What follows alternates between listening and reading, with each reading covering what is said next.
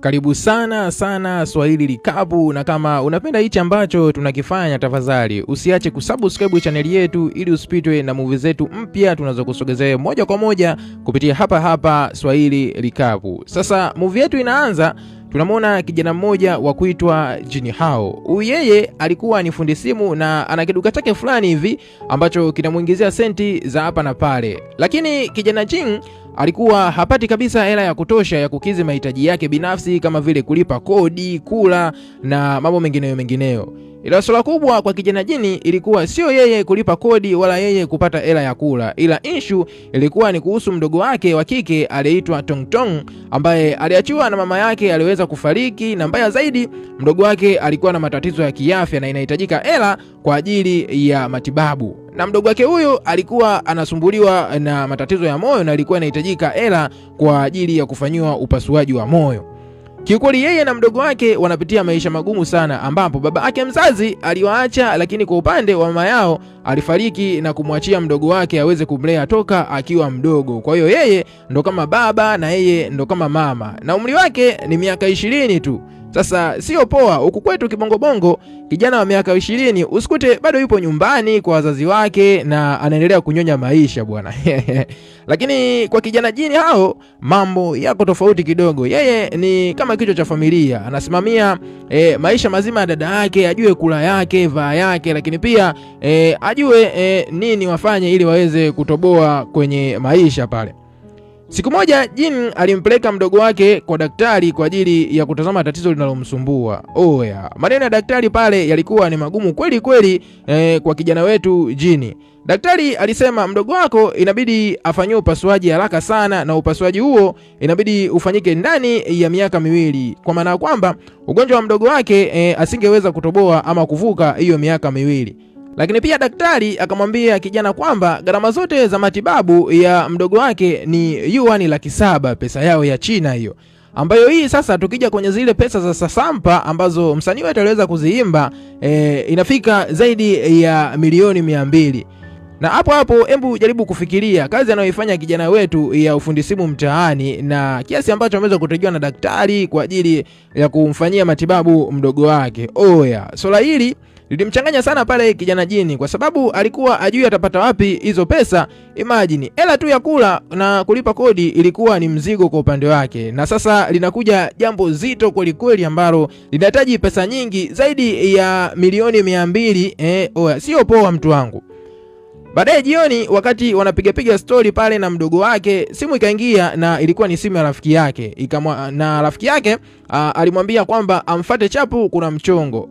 Kijana Jin baada ya kusikia hivyo ikabidi aache kila kitu pale na kwenda moja kwa moja pahala ambapo alikuwepo rafiki yake. Na alipofika kule akakutana na rafiki yake, na rafiki yake akampeleka moja kwa moja kwenye chumba ambacho ndani yake kulikuwa na maboksi yaliyofunikwa na turubai, na maboksi hayo ndani yake kulikuwa kuna simu takribani 100,000. Baada ya kijana wetu kuona mzigo huo ikabidi pale aulize, hizi simu zote hizi wewe umezitolea wapi?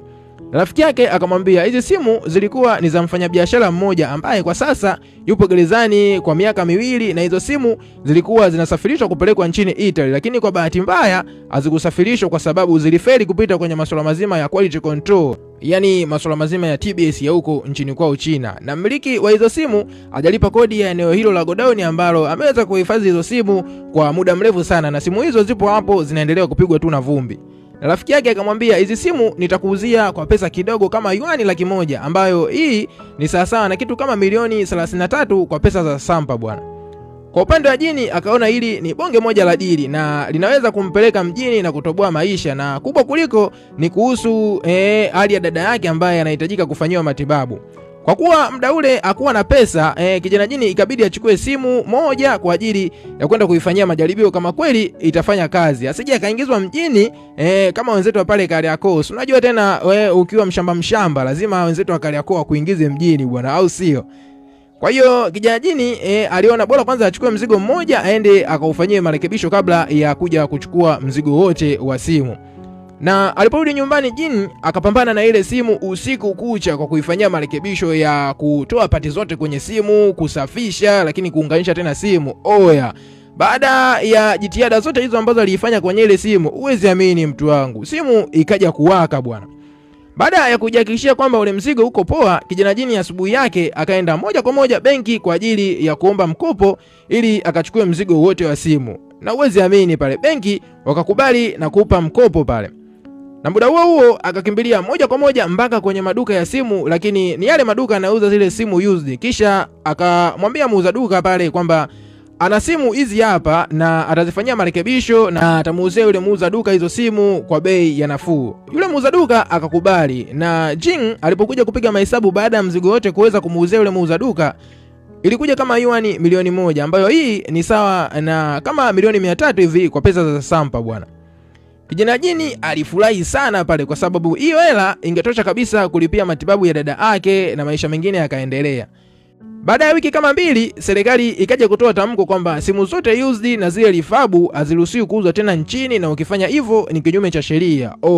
Kijana jini aliposikia hiyo taarifa ikabidi aende haraka sana kwa yule muuza duka ili aweze kumlazimisha pale achukue mzigo wake na muuzie zile simu zake. Na yule muuza duka akakataa pale na kumwambia kwamba serikali imekataza, lakini pia akaendelea kusema maduka jirani mawili waliokuwa wanafanya hiyo kazi ya kuuza simu rifabu na used wamekamatwa na kufikisha mikononi mwa sheria.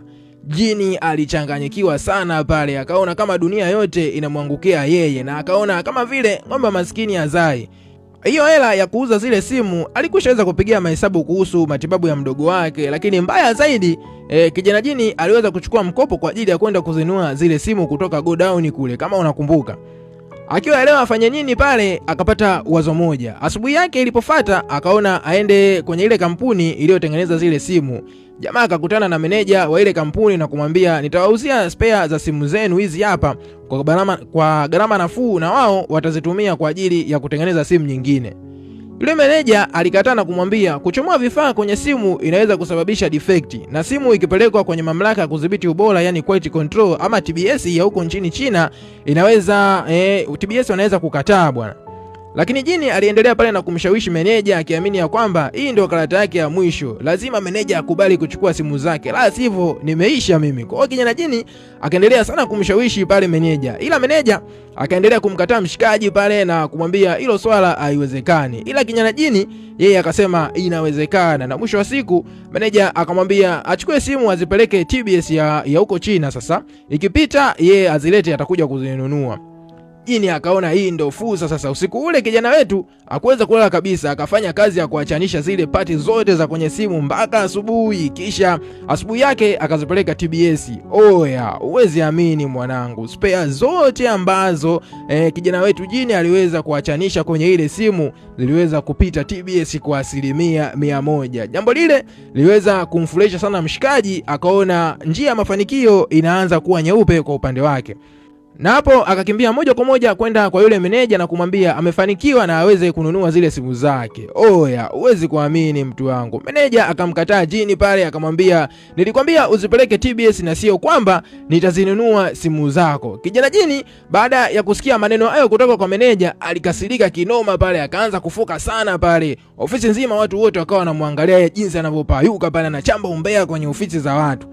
Baadaye kidogo CEO wa ile kampuni akawa anatoka. Jini akamfuata na kumwambia swala lake na kumuomba CEO angalau dakika 10 ili aweze kuzungumza. Lakini majibu ya CEO yalikuwa ni kwamba ana hizo dakika 10 na tayari amekushaweza kukata tiketi ya treni na treni inaanza safari ndani ya hizo dakika 10. Jini akukubali kushindwa kirahisi pale. Akamuuliza mmoja wa wafanyakazi kwamba CEO anaelekea kituo cha treni gani ili na yeye aweze kwenda kukata tiketi kwa ajili ya kumpata bwana CEO aweze kuzungumza kuhusiana na masuala mazima ya simu yake. Baada ya kuambiwa pale ambapo anaenda, kijana jini alitekenya pikipiki yake pale mwendo mdundo, yani kama vile anakimbiza mwizi. Huko barabarani ilikuwa ni kishada tu, anapita wangu. Na kwa bahati mbaya katika harakati za kuhakikisha anafika kwa muda kwenye kituo cha treni, aliweza kupata ajali bwana. Aligongana na mama mmoja ambaye alikuwa anaendesha baskeli, na kijana jini akadondoka pale akaumia, lakini jini hakujali hilo. Yeye alichoona cha muhimu kwa sasa ni kumwahi CEO bwana. Wakati anachukua tena pikipiki yake ili awashe aweze kuendelea na mwendo, pikipiki ikamkataa pale, ikashindwa kabisa kuwaka. Sasa ikabidi kijana jini aanze kutoti pale. Ni mwendo wa mabio mtu wangu mpaka kituo cha treni. Na alipofika kwenye kituo cha treni ikabidi aende kukata tiketi na kama ninavyofahamu CEO hawezi kukaa kwenye zile siti za daraja la kati ama daraja la uchumi, anakaa kule VIP ambapo kunakuwa na siti za kujinafasi. Yani umekaa unakuwa kama umelala kwenye kitanda vile. Kwa kuwa kijana jini alikuwa na uhitaji sana wa kukutana na CEO, ikabidi sasa aweze kutoa pesa zake zote ili aweze kukata tiketi na yeye aende kukaa VIP kwa ajili ya kufanya mazungumzo na CEO. Baada ya kukata tiketi ikabidi harakishe moja kwa moja kwenda sasa kwenye treni. Oya, wakati ile milango tu ya treni inataka kufunga, kijana jini akawa amekushaweza kuingia ndani ya treni na moja kwa moja akaenda pale ambapo CEO amekaa. Na alipofika pale akamwambia CEO kwamba sasa tunaweza kuongea kwa dakika 10 kama nilivyokuambia hapo awali. CEO akakubali. Baada CEO kukubali, jini akamwambia CEO ule mpango wake kuhusu kuwauzia simu. Oya, CEO alianza kukataa pale lakini mwishoni akakubali, ila kwa masharti. Akamwambia kijana jini azirekebishe hizo simu zake kisha azipeleke TBS. Zikipita atakubali kufanya naye kazi, lakini zikitokea simu hazijapita TBS, biashara na yeye itakuwa imeishia hiyo na hata mlipa hata senti moja. Lakini pia CEO akaongezea na kusema ya kwamba hatompa advance yoyote wala hatompa mfanyakazi wote yule kwa ajili ya kushirikiana naye kuweza kufanya naye kazi kwa ajili ya kukamilisha hiyo kazi. Na akaongezea na kusema ya kwamba hiyo kazi anampa ndani ya mwezi mmoja ili kuweza kukamilisha bwana. Baada ya hapo CEO akatoa business card na akampa kijana jini na akamwambia kama yupo tayari amtafute kwa ajili ya makubaliano rasmi. Kwa unyonge jini akachukua business card na kushuka nje ya treni, huku treni ikiwa inaendelea kuondoka. Jini alikuwa ana mawazo sana, nitawezaje mimi kukamilisha ili swala ndani ya mwezi mmoja na simu zikiwa nyingi kweli kweli. Simu 100,000 sio mchezo, kila simu ipite mkononi mwako uondoe pati zote. Mziki wa simu moja ilikuwa ni sio poa. Asa kwa simu 100,000 nitawezaje mimi? Oya, kijana jini alikaa anawaza bila kupata jibu. Baada ya hapo jini akaenda shuleni kumfuata mdogo wake na alikuwa amechelewa sana hiyo siku, na alipofika akamchukua mdogo wake wakaanza kuondoka pale. Wakati anaondoka mdogo wake akamuuliza pikipiki iko wapi? Jini akajibu imeharibika. Na wakati wanaendelea kutembea mdogo wake aliweza kuyaona majeraha aliweza kuyapata kaka yake pale. Oya, uwezi amini, jambo hilo lilimuumiza kinoma sana yule mdogo wake. Kisha akamwambia uwe unaendesha taratibu na sitaki uwe unakimbiza, kwa sababu ikitokea bahati mbaya umefariki wewe, mimi nitakuwa sina mtu mwingine wa karibu. Imagine ukiondoka wewe mimi nitaishi na nani? Oya, dogo yule aliongea maneno mengi pale na ya uchungu, lakini yote kwa yote ilikuwa ni kuongea ukweli jinsi anavyompenda na kumthamini kaka yake. Na walipofika nyumbani ikabidi mdogo wake aanze kumsaidia kaka yake pale kumsafisha vile vidonda ambavyo aliweza kupata majeraha wakati anaendesha pikipiki. Na baadaye jini akamfuata jirani yake mmoja wa kuitwa Mr. Zao na kumwambia mpango wake kuhusu zile simu na anataka yeye awe meneja wake na afanye naye kazi. Lakini jamaa akamcheka sana na kumwambia kwamba hapana, hii idea ni mbaya, utapoteza kila kitu ambacho uko nacho. Imagine kama mambo hayataenda sawa kama ulivyotarajia, basi utakuwa umepoteza kila kitu katika maisha yako. Jini akamjibu na kumwambia bora nipoteze kila kitu kuliko kupoteza dada yangu, na akamwambia kila kitu ambacho dada yake kinamsumbua. Oya, yule jirani yake baada ya kusikia hivyo alimwonea sana huruma kijana jini, kisha akakubali kufanya naye kazi. Siku iliyofuata jini akaamua kuuza bodaboda yake ili apate mkwanja kwa ajili ya kukodi eneo la kufanyia kazi, na walikodi container fulani hivi wakalifanya usafi yeye pamoja na Mr. Zao pale, wakarekebisha angalau paonekane kama ofisini. Baada ya hapo ikabidi sasa waende kutafuta wafanyakazi, na kutokana na kijana jini hakuwa na pesa za kutosha ikabidi waende wakatafute wale wafanyakazi chipu kidogo ambao hawaeleweki, maana kuajiri wafanyakazi wenye elimu zao ilikuwa ni gharama sana kwenye malipo ya mshahara kulingana na hali ya kijana jini kwa sasa hivi alikuwa hana pesa hizo. Mfanyakazi wa kwanza kwenda kumwajiri alikuwa anaitwa Wang Chumei. Huyu alikuwa anafanya kazi kwenye mgahawa na alikuwa na matatizo ya kusikia, matatizo ambayo aliweza kuyapata kwenye kazi yake ya nyuma. Kwa pale kwenye kazi yake ambapo alikuwa anafanya kwenye kazi yake ya mgahawa, alikuwa anachanganya madude kinoma kwa wateja. Yaani va kuoga yeye anakunywa, va kunywa alikuwa anaoga. Yaani huyu Wang Chumei alikuwa sio poa. Mfanyakazi wake wa pili alikuwa anaitwa Zhang Lohao. Huyu alikuwa ni mtu wa ajabu hivi na alikuwa muda mwingi anapenda sana kujitenga na alikuwa anaishi na mbwa wake tu. Mwamba huyu alishawahi kuwa boxer huko kipindi cha nyuma na aliweza kuajiriwa, lakini kwa bahati mbaya aliweza kumpiga vitasa bosi wake. Kutokana na swala hilo la kumpiga bosi wake, alishindwa kabisa kupata ajira kwa sababu mabosi walikuwa wanamuogopa kumwajiri kutokana na ubabe wake ambao aliuonyesha huko nyuma. Wafanyakazi wengine ambao kijana jini alienda kuajiri walikuwa ni hawa vijana wawili, Engzi na pamoja na rafiki yake. Wao walikuwa wanapenda sana masuala mazima ya video gaming. Yaani ukiwekea chakula na gemu, wao watakimbilia gemu.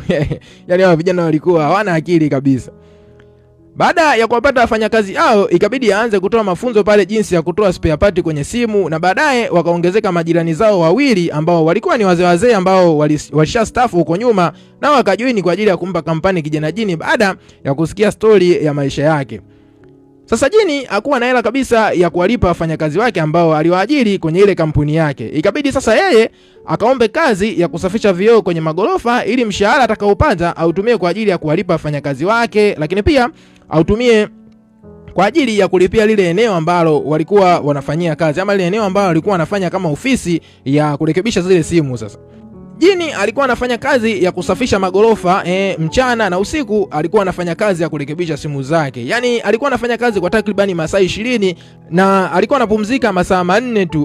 Huyu kijana alikuwa anajova sana dozi. Yaani anapumzika masaa 4, masaa 20 yote alikuwa anayafanyia kazi. Siku moja wakati wanafanya majukumu yao kwenye ile ofisi, walikuja wauni bana, na wakawa wanazungumza na Wang. Kwa sababu Wang alifungua madai kwenye ile kampuni yake ya kwanza ambayo ilisababisha kutokusikia vizuri, na alikuwa anataka alipwe hela. Sasa wale wauni walikuja kwa ajili ya kumtisha pale ili aweze kafunge ile kesi, na walimpiga sana Wang mpaka vile vidude vyake vya kuongeza kusikia vikavunjika pale.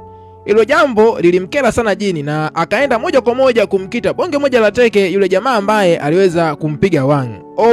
Kumbe yule mwamba hakuwa kinyonge bwana, na hakuja peke yake pale, alikuja na genge lake la wauni kibao. Sasa lile genge likaja moja kwa moja kumwataki kijana jini. Ilikuwa ni vurumai pale, wafanyakazi wa kijana jini wakaona huruma sio malezi, wakaingilia pale na kupambana. Mwishoni yule jamaa ambaye alikuwa ni boxer akaingilia na kuwachapa pale vibaya mno, na jini akawaambia nisiwaone tena hapa katika ofisi yangu. Lakini Wang alikuwa na hasira mno, akaenda kuchukua lishoka bwana na kutaka kwenda kuchukua sheria mkononi pale. Ila jini ikabidi amzuie na kumwambia mimi nitarekebisha hivyo vifaa vyako vya kusikilizia. Baada ya kusikia hivyo, Wang ikabidi awe mpole. Sasa siku iliyofuata kuna mfanyakazi mwenzao alikuwa anaoa, kwa wote wakaenda kwenye sherehe. Wakati meneja yupo na jini akamuuliza una mipango gani kijana jini katika maisha yako, na kijana jini akamwambia kwamba ninachotaka mimi ni kuona dada yangu anakuwa tu na kufikia malengo yake. Lakini matatizo hayakuishia pale kwa kijana jini. Aliporudi nyumbani alikuta baba mwenye nyumba, yani father house wa nyumba ambayo alipanga kijana jini, kabadilisha kitasa cha mlango na kaweka bango pale inayosomeka ya kwamba nataka kodi yangu. Muda huo jini akujua nini afanye. Kwa hasira akaenda moja kwa moja kwa rafiki yake ambaye anamdai. Jini aliamua kumaliza hasira zake zote kwa rafiki yake yule. Alimtembezea dozi piga pale, kisha akampukutisha visenti ambavyo alikuwepo nazo. Baada ya kuchukua visenti vyake pale, kijana jini ikabidi waondoke na mdogo wake waende moja kwa moja kulala kwenye ile ofisi yao ya godown ambayo walikuwa wanafanya marekebisho ya zile simu. Asa siku moja wakiwa wamelala ofisini pale, dada yake Tong akaja kumwamsha. Jamaa alivyomuamsha, mshikaji alizania mdogo wake anataka kwenda kujisaidia ama kwenda chooni, lakini mdogo wake akamwambia anasikia sauti nje. Ikabidi sasa pale kijana jini aweze kutoka na angalia nje kuna nini, isije kukawa na mapopo huko wanataka kuja kuchukua mzigo bwana.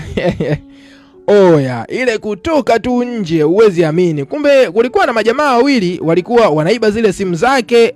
Jini baada ya kuona pale ikabidi aanze kuwazuia sasa, lakini majamaa wakatekenya chuma na kuanza kusepa pale. Lakini kwa upande wa kijana jini akukubali mzigo uwenze kupotea kirahisi, akaanza kuwakimbiza pale na kudandia gari. Vita ilikuwa nzito ndani ya gari mpaka ikafika hatua gari ikagongana na gari lingine. Jini pamoja na mmoja wale wezi wakadondoka chini, lakini mmoja ambaye aliweza kusaidia kwenye ile gari akatekena chuma na kuondoka na zile simu. Jini akasema nadili na huyu mmoja, akampeleka mpaka kituo cha polisi, na msako mkali ulifanyika, wakakamatwa wote na simu zake zikapatikana bara. Ila kwa bahati mbaya katika ile vurugu kijana jini aliweza kuumia na kuvunjika vidole vyake. Wakati alipokuwa anafanya kazi yake ya kusafisha vioo kwenye gorofa, kwa bahati mbaya bwana akadondosha ndoo kutoka juu ya gorofa mpaka chini. Sasa baada ya kutokea swala lile, ikabidi bosi aweze kumuita na kumwambia atoe gloves kwenye mkono wake. Wakati anatoa gloves, bosi akaona kijana jini ameumia katika vidole. Oya, yule bosi alifoka sana, alifoka kinoma pale. Kisha akamfukuza kijana jini na kumpa pesa zake ya siku 2-3 ambazo aliweza kufanya kazi katika ofisi yake ile. Yaani huyu mwamba alikuwa anaandamwa sana na matatizo, na wakati anarudi nyumbani ambapo ni kwenye ile ofisi yake ya container, akakutana na yule Father House aliweza kumpangisha kwenye lile container bwana. Oya, Father House akawa anataka kodi yake pale. Kwa kuwa mwamba alikuwa aelewi, na ikabidi amfuate yule meneja wa ile kampuni walokubaliana kuhusiana na dili lao lile la simu. Akamuomba angalau ampe advance. Oya, huwezi kuamini bwana. Yule meneja alimkataa kata mshikaji na kumwambia kwenye makubaliano ya mkataba hakuna kipengele cha kupewa advance. Hivyo asepe zake pale na asimsumbue tena. Na usiku ule, kutokana na kuwepo kwa mvua kali, ikabidi kijana jini aende kulala kwenye nyumba ya meneja wake Mr. Zao pamoja na mdogo wake. Na asubuhi yake alipoamka na kwenda ofisini, oya, uwezi amini bwana, alikuta vitu vote vimetolewa nje na vimenyeshewa na mvua. Na mwenye nyumba kampangisha mpangaji mwingine kwenye lile eneo ambalo kijana jini alikuwa anafanya kama ndio ofisi. Oya, jambo lile lilimvunja sana moyo kijana jini, na akaona kama vile ana mikosi. Kila anachofanya mambo yanakuwa magumu, akisema afanye hiki mambo yanakuwa magumu, ni matatizo juu ya matatizo. Na muda huo wafanyakazi wake wakaja pale kwa ajili ya kufanya kazi. Jini ikabidi awaambie ukweli wa mambo kwamba kazi imekufa, ofisi haipo tena, na kwa sasa ana pesa za kuwalipa mishahara yao, na ndoto yote waliokuwa nayo imeishia hapo. Ila wale wafanyakazi wake wakamshangaza na kumwambia, sisi hatuhitaji pesa yoyote toka kwako, tunafanya kazi na utatulipa pale ambapo ofisi itapokuwa na hela, na tunachojali kwa sasa ni kazi tu, tunaamini juu ya uwezo wako na kile ambacho tunakifanya hapa. Kwa kuwa ofisi pale ilikuwa imeshafungwa, wafanyakazi ikabidi wachukue simu na kila mmoja akachukua baadhi ya maboksi na kwenda kufanyia kazi nyumbani ili kuweza kukamilisha idadi ya zile simu zilizoweza kusalia kwa ajili ya kuweza kuzipeleka TBS bwana. Na baada ya mwezi kwa kuchapa kazi kubwa bila ya mapumziko, wakamaliza kuzirekebisha zile simu na kuzichukua zote na kuweza kuzipeleka TBS bwana. Kisha wakaitwa kwenye ile kampuni kwa ajili ya kusikiliza majibu yao, na muda ule ule bosi akapiga simu na kuambia waingie ndani. Wakati wanaingia ndani, oya, pressure ilikuwa juu kwa kila mmoja pale, na bosi alipoanza kuongea ndo pressure ikazidi kuongezeka pale. Lakini majibu ya bosi yaliwafanya angalau kidogo waanze kupumua na kuwema vizuri. Mr. CEO akamwambia simu zote zilipimwa kwenye TBS na makubaliano yetu ni kwamba ifikishe angalau 85% ya ubora kwenye simu zote zinazoweza kupelekwa TBS ndipo tutakapofanya kazi. Lakini majibu toka TBS ni yamekuwa tofauti kidogo, kwamba simu zimepita kwa ubora wa 87% tofauti na zile 85% ambazo waliweza kukubaliana. Oya, huwezi kuamini pale. Kila mmoja akatabasamu kwa furaha akuamini kile walichoweza kukisikia. Kisha Mr. CEO akaendelea na kusema kwamba kutokana na hiki ambacho umekionyesha, natamani tufanye kazi kwa muda mrefu na nitakupa mkataba wa miaka 2 wenye thamani wa yuan milioni 5. Lakini kwa wasiwasi pale Jini akauliza, je, kwa sasa ninaweza kupata angalau advance? Na Mr. CEO akamwambia bila shaka. Baada ya hapo wote wakatoka ofisini wakiwa wapole na kuingia kwenye lifti. Baada tu ya lifti kufunga, oya, huwezi kuamini, wote walishangilia mule ndani ya lifti, walipiga makelele na furaha ikizidi sana. Unajua nini kinachofuata? Ni vilio tu ndani ya lifti. Yaani wakatoa mpaka machozi mule. Na Jini akawa na furaha zaidi kwa sababu alikuwa na uwezo wa kumtibia dada yake Tongtong ambaye alikuwa anahitajika afanywe matibabu ya moyo. Lakini movie inaenda baada ya miaka 6 ambapo tunaonyeshwa Jini ameshakuwa bilionea na akiwa anazindua product yake mpya kwenye kampuni yake, na yupo na wale wafanyakazi wake wale ambao aliweza kupambana nao katika kipindi kile alipokuwa na maisha magumu. Na hapo ndo ikawa mwisho wa movie yetu hii ambayo ndani yake tumeweza kujifunza mambo mengi katika maisha ya upambanaji, hususani kwa vijana. Oya, kama umeweza kutufuatilia kutoka mwanzo mpaka mwisho na bado hujasubscribe channel yetu, tafadhali hakikisha nenda kasubscribe channel yetu ili uweze kupata kila aina ya movie zetu zote mpya tunazokusogezea moja kwa moja kupitia hapa Swahili Recap.